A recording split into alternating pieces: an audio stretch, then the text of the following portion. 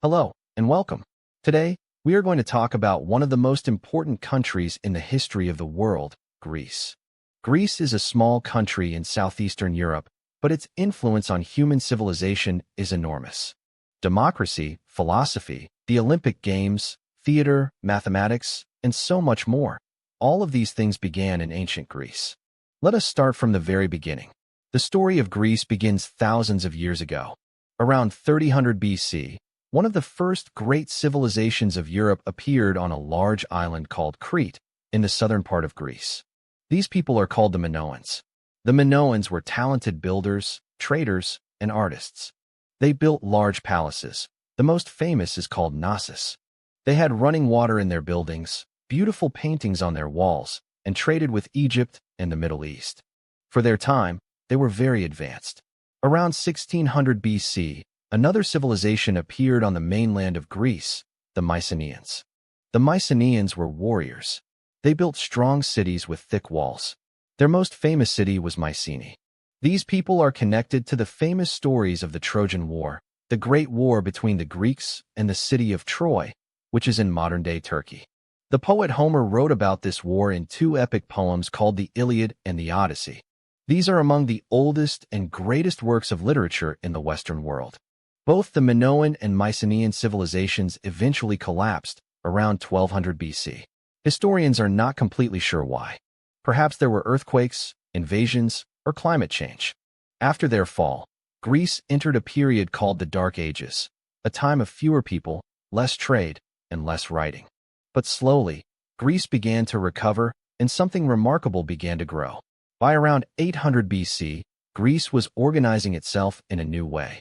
Instead of one big kingdom, the Greeks created city-states. A city-state is a city that rules itself and the land around it, like a small independent country. Each city-state had its own government, its own laws, and its own army. The Greek word for city-state is polis, and this is where we get the English word politics. There were hundreds of city-states in ancient Greece, but two were the most important and the most different from each other: Athens and Sparta. Athens was a city that valued education, art, philosophy, and trade. It became the birthplace of democracy, a system of government where citizens vote and make decisions together. The word democracy comes from two Greek words, demos, meaning people, and kratos, meaning power. So democracy means power of the people. Athens developed this idea around 500 BC, and it changed the world forever. Sparta was completely different. It was a military city. From a very young age, boys in Sparta were trained to be soldiers. At the age of 7, boys left their families and went to live in military camps. They trained hard, slept on the ground, and learned to fight. Spartan soldiers were considered the best in the ancient world. Even today, when we call something Spartan, we mean it is very simple and tough, without comfort or luxury. In the early 500s BC, a great threat came from the east. The Persian Empire, one of the largest empires in history, covering modern-day Iran, Iraq, Turkey, and much more, decided to conquer Greece. The Persian king Darius sent a huge army across the sea. In 490 BC, the Persians landed near Athens, at a place called Marathon. The Athenian army was much smaller, but they fought with incredible courage and defeated the Persians. According to legend, a soldier named Phidippides ran about 40 kilometers from Marathon to Athens to bring the news of victory, and then dropped dead from exhaustion. This is why we call a long-running race a marathon today. 10 years later, the Persians came back, this time under the new king Xerxes, with an even bigger army. At a narrow mountain pass called Thermopylae, a small group of 300 Spartan soldiers, led by their king Leonidas, held back the enormous Persian army for 3 days. They all died in the end, but their bravery gave the rest of Greece time to prepare. It is one of the most famous acts of courage in history. The Greeks eventually defeated the Persians at the naval battle of Salamis in 480 BC. The Persians went home, and Greece was safe. These wars filled the Greeks with great pride and confidence. They felt that their way of life, free, democratic, and creative, was worth fighting for. After the Persian Wars, Athens entered its greatest period, called the Golden Age. This was roughly from 480 to 404 BC. Under the leadership of a statesman named Pericles, Athens became the cultural and intellectual center of the ancient world. Pericles had the Acropolis, the hill in the center of Athens, rebuilt with magnificent marble temples. The most famous of these is the Parthenon, dedicated to the goddess Athena. The Parthenon is still standing today, nearly 2,500 years later, and it remains one of the most beautiful buildings ever created. During the Golden Age, Athens produced some of the greatest thinkers in history. Socrates walked through the streets of Athens asking difficult questions about life, truth, and justice. He believed that asking questions was the best way to find wisdom. His student Plato wrote down these conversations and added his own ideas about the perfect society. And Plato's student Aristotle studied everything: politics, science, biology, poetry, and ethics. These three men, Socrates, Plato, and Aristotle, are considered the fathers of Western philosophy. Their ideas are still studied in universities all over the world today. Athens also gave us theater. The Greeks invented both tragedy, sad, serious plays, and comedy, funny plays. Playwrights like Sophocles, Euripides, and Aristophanes wrote plays that are still performed today. Every year, festivals were held in Athens where thousands of people came to watch plays. Theater was not just entertainment. It was a way to think about big questions of life, death, justice, and the will of the gods. The Greeks also made great advances in mathematics and science. Pythagoras developed his famous theorem about triangles. Hippocrates became the father of medicine. He believed that illness had natural causes, not supernatural ones. The idea that doctors should try to help patients and do no harm comes from Hippocrates. Doctors today still take the Hippocratic Oath when they begin their careers. But not everything was peaceful. Athens and Sparta, so different in their values, eventually went to war. This conflict, called the Peloponnesian War, lasted from 431 to 404 BC. It was a long, exhausting war that divided all of Greece. Some city-states supported Athens, others supported Sparta. In the end, Sparta won. Athens lost its power and its empire. But Sparta was not a city of thinkers or builders. It was only a city of soldiers. So after winning the war, Sparta could not build a great civilization. Greece remained divided and weakened. Over the following decades, the city-states continued to fight each other. They could not unite. And this weakness left them vulnerable, open to attack. From the north, a new and very powerful king was watching. In the north of Greece was a kingdom called Macedonia. It was not considered truly Greek by the southern city-states. They saw the Macedonians as rough and less civilized. But the Macedonian king Philip II was very clever and very ambitious. He built a powerful army and slowly took control of the Greek city-states one by one. By 338 BC, Philip controlled all of Greece. When Philip was assassinated in 336 BC, his son took power. That son was only 20 years old. His name was Alexander. And he would become Alexander the Great, one of the most extraordinary military commanders in all of human history. Alexander had been educated by Aristotle himself, so he loved Greek culture, philosophy, and literature. He always carried a copy of Homer's Iliad with him. But he was also a fearless and brilliant warrior.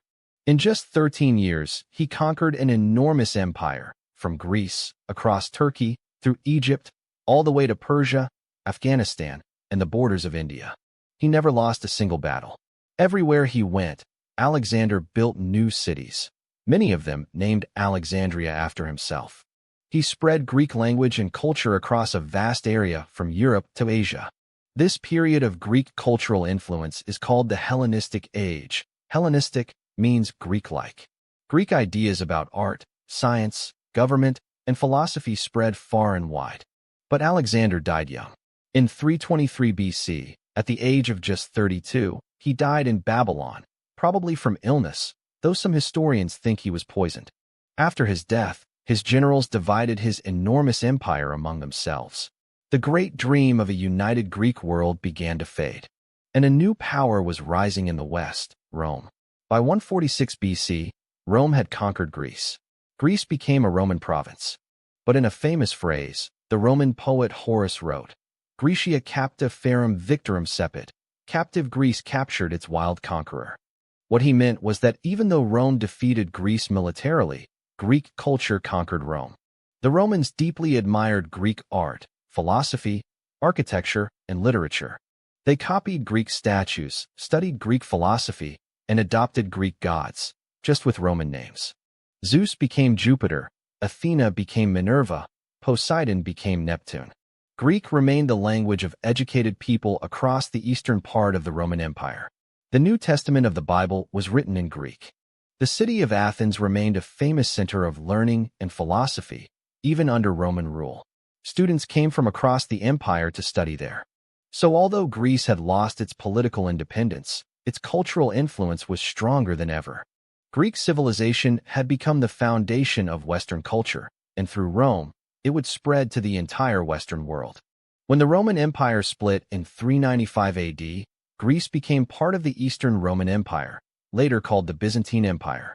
The capital of the Byzantine Empire was Constantinople, modern-day Istanbul, in Turkey. The Byzantine Empire was Greek in language and culture, and Christian in religion. It lasted for over 1,000 years, until 1453. During this long period, Greece was part of a great Christian civilization. Beautiful churches were built. Greek Orthodox Christianity, a branch of Christianity, developed its own unique traditions, music, and art. Monasteries, places where monks lived and prayed, were built in dramatic locations, like on top of tall rocks at Meteora in central Greece. These monasteries still exist today and are one of the most spectacular sights in the world. In 1453, the Ottoman Turks under Sultan Mehmed II conquered Constantinople. The Byzantine Empire ended. But Greece itself remained under Ottoman control for nearly 400 years. It was a long and difficult period for Greek people, who kept their language, their religion, and their identity alive despite foreign rule. By the early 1800s, ideas of nationalism, the belief that people of the same culture and language should have their own country, were spreading across Europe. In Greece, people began to dream of freedom from Ottoman rule. In 1821, the Greek War of Independence began. Greek fighters rose up against the Ottomans across the country. The war was brutal and lasted for years. Many Greeks died. But the cause attracted great international attention and sympathy. Poets and intellectuals across Europe supported the Greeks. The famous English poet Lord Byron traveled to Greece to fight for Greek independence, and died there in 1824. With support from Britain, France, and Russia, Greece finally won its independence. In 1830, Greece became an officially recognized independent nation for the first time in nearly 2,000 years. It was a moment of enormous pride and joy for the Greek people. The new Greek state was small at first, covering only a part of the land where Greek people lived. Over the following decades, Greece slowly grew larger, adding new territories and uniting more Greek people under one flag.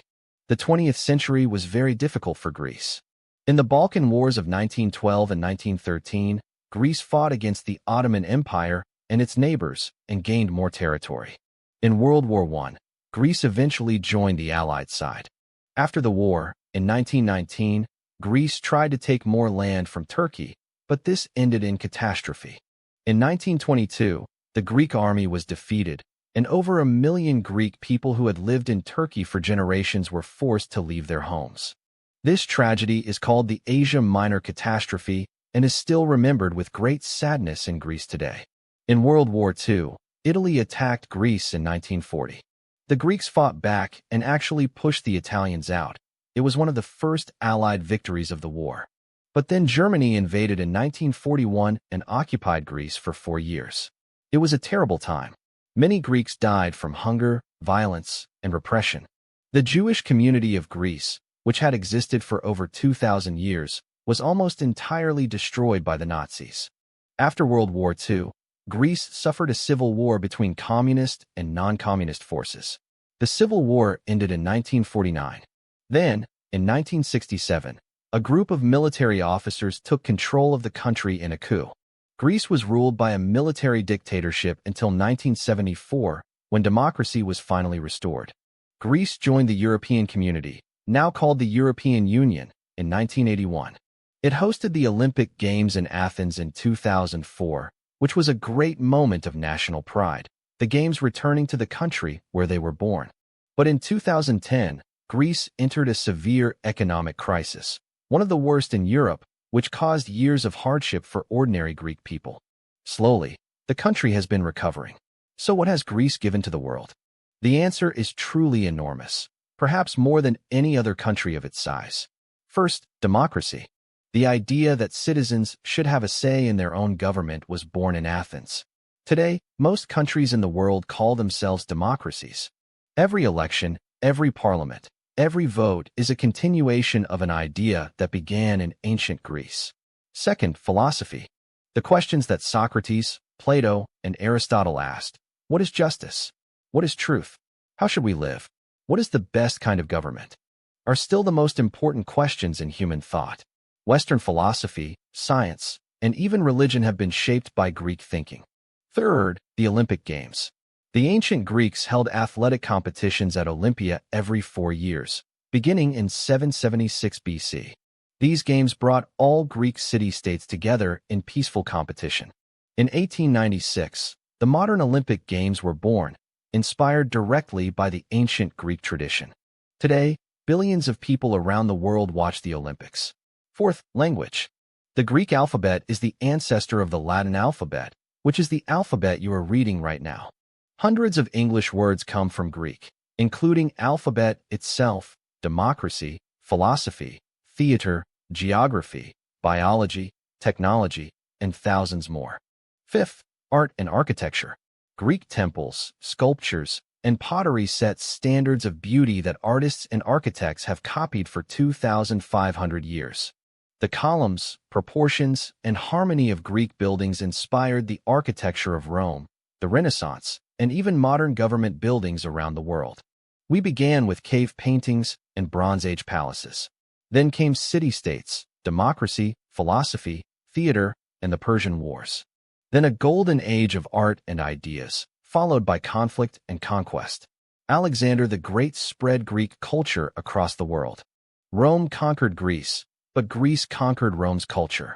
Centuries of Byzantine Empire and Ottoman rule followed.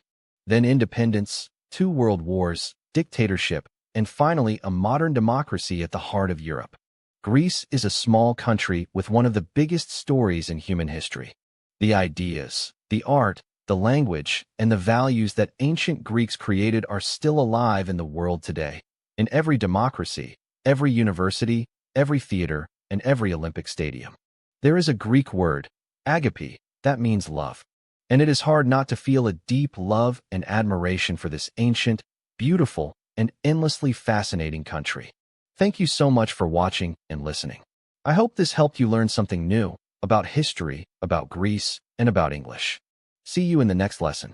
Goodbye.